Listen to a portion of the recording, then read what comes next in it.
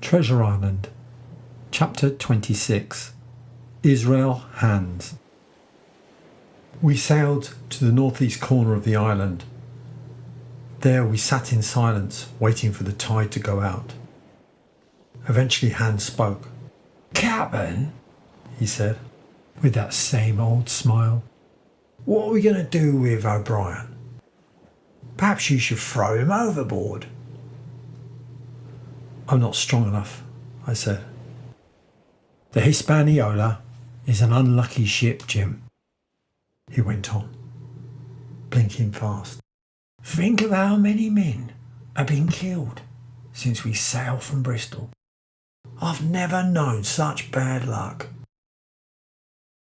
When I did not reply, he said, "Can you get me a bottle of wine, Jim? This rum's too strong for my head." His eyes kept moving, but never met mine. I knew he was trying to trick me into leaving the deck, but I had a plan. "All right, Mr. Hands," I answered, "but it may take some time to find it." I stepped noisily down the stairs to the cabin. Then I slipped off my shoes and ran quietly along to the other side. I wanted to see what he was doing. Israel Hands was crossing the deck to retrieve a store of weapons from a secret hiding place. These included a coil of rope and a cutlass with dried blood on the blade. Concealing this knife under his jacket, the coxswain moved back to where he had been sitting. So Israel planned to kill me. Yet I felt sure he would not attack me until we landed the Hispaniola. Returning to the cabin, I collected my shoes and a bottle of wine. Then I climbed back up to the deck. Hans had now returned to where I had left him. "The tide is strong enough now," he said, after drinking straight from the wine bottle. "Let's land this ship, Captain Hawkins." Hans proved an excellent pilot. He got us through a very narrow channel onto a hidden beach.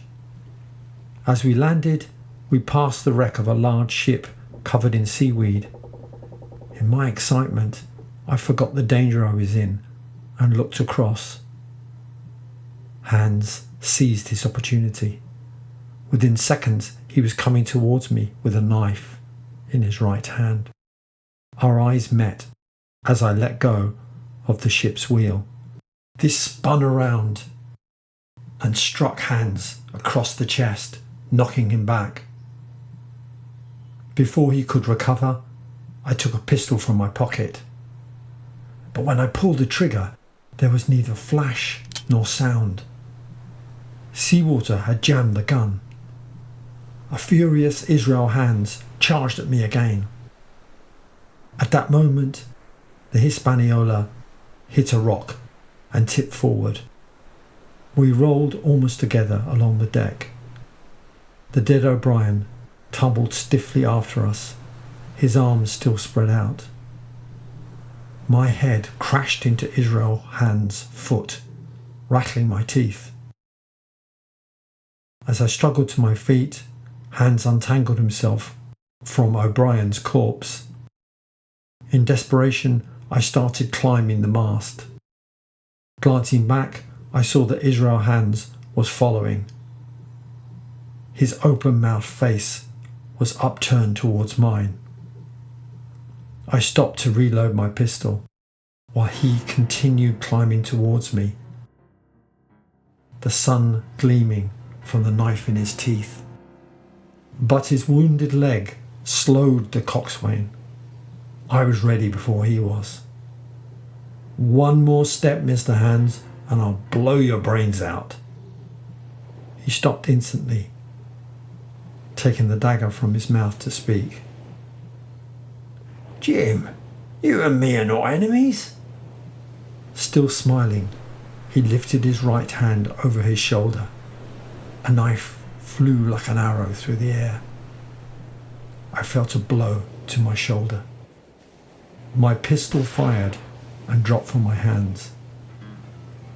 it did not fall alone. With a cry, Israel Hands plunged headfirst into the water.